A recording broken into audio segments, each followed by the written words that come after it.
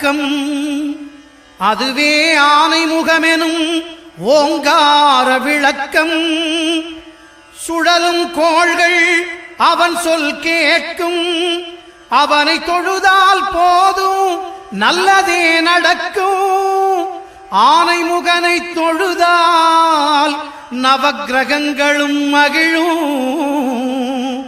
நல்லதே நடக்கும், நல்லதே நடக்கும்.